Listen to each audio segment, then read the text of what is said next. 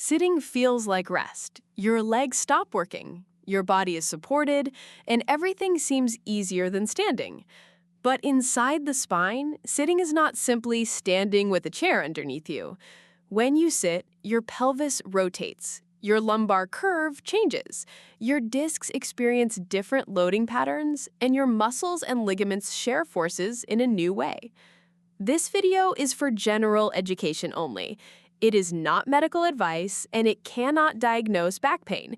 If you have pain, numbness, weakness, or symptoms that concern you, please seek professional evaluation. Start with the standing spine.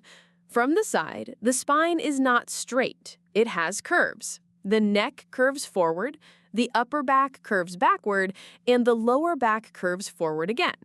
The lower back curve is called lumbar lordosis. This shape helps distribute load and lets the spine behave more like a spring than a rigid pull. Now watch what happens when the hips flex and the body sits.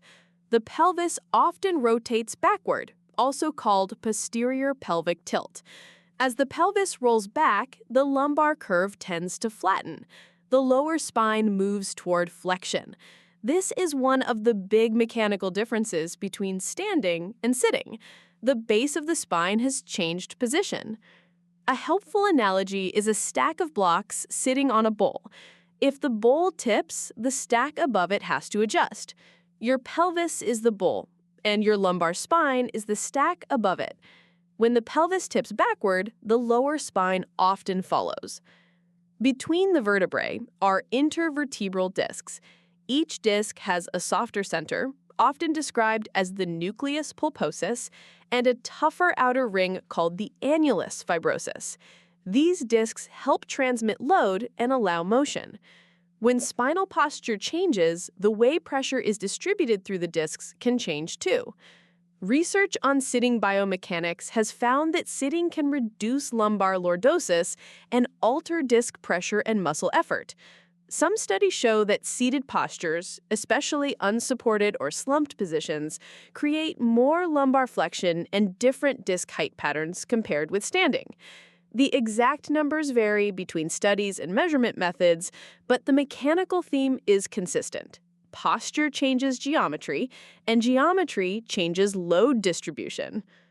Not all sitting is the same. Sitting upright with support, sitting slumped on a stool, leaning forward toward a laptop, and reclining with lumbar support all create different spinal shapes. A backrest, lumbar support, chair height, armrests, screen height, and hip angle can all change how the pelvis and spine organize themselves. Unsupported sitting can encourage the pelvis to roll back and the spine to flex. In that position, ligaments and passive tissues may be placed under sustained tension while muscles work to keep the trunk from collapsing. Over time, holding any single posture can become tiring because the body is designed for movement, not for freezing one shape all day. That is why a perfect posture is not really the goal. The body does not love one rigid position forever. It usually prefers options. Sit tall for a while, lean back for a while, stand up, walk, shift, and reset. Even a posture that looks good can become uncomfortable if it never changes. Let's break the sitting effect into 4 parts. First is pelvic position. Hip flexion changes how the pelvis sits on the chair. Second is lumbar curve. As the pelvis rotates, the lower back may flatten. Third is disc loading. Changing spinal angle changes how load passes through the disc and surrounding tissues. Fourth is muscle demand. Depending on support and posture, muscles may work more or less to hold the trunk. This is why ergonomics often talks about lumbar support, screen height, and chair adjustment. These details are not magic cures. They are ways of changing mechanical inputs. A screen that is too low can pull the head and trunk forward. A seat that does not support the pelvis can encourage slumping. A backrest can reduce how much the spinal muscles have to do. The main idea is to make the body's default options less mechanically demanding. But remember, this video is not telling you how to treat back pain. It is explaining why sitting changes the system. Some people feel better sitting, some feel worse. Some need very specific guidance based on their anatomy, injury history, symptoms, and work setup. Mechanisms help us understand possibilities, not diagnose individuals. So let's recap. Sitting changes spine mechanics because it changes the pelvis first. The pelvis often tilts backward, which can flatten the lumbar curve. A flatter lumbar curve changes disc and tissue loading. Different chairs and postures create different mechanical patterns, and the body usually handles sitting best when it has support plus movement variety, rather than one frozen position.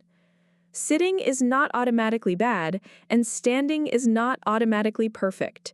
The real lesson is that the spine is a living mechanical system.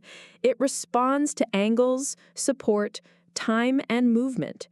When you understand those variables, posture becomes less about looking perfect and more about giving your body better options. If this helped you understand your spine in 3D, subscribe for more simple anatomy and biomechanics explainers. Before we finish, let's zoom out and watch the sitting spine as a whole body system. When you sit upright, your pelvis acts like the foundation of a stack. If the pelvis stays more neutral, the spine can keep a more balanced curve. But when the pelvis rolls backward, the lower back often flattens, the mid-back rounds, and the head tends to drift forward. In a 3D side view, this creates a chain reaction. The lumbar vertebrae shift from their usual gentle curve into a more flexed shape. The discs between the vertebrae experience pressure differently. The muscles along the back may become either lengthened and passive or tense from trying to hold the body in place for a long time. The important detail is that sitting is not automatically bad. The body is built to tolerate many positions. The issue is staying in one position long enough that the same tissues keep absorbing the same load. Even a good-looking posture can become uncomfortable if nothing changes for hours. That is why movement variability matters. A small shift in pelvic position, a brief stand, or changing how the feet and hips are supported can move load from one area to another. In anatomy terms, you are giving the discs, joints, ligaments, and muscles a different mechanical job for a while. So the 3D lesson is this. Sitting changes your spine because it changes the base, the curves, and the way gravity travels through the body. The goal is not to freeze into a perfect posture. The goal is to understand the mechanics and keep the system moving.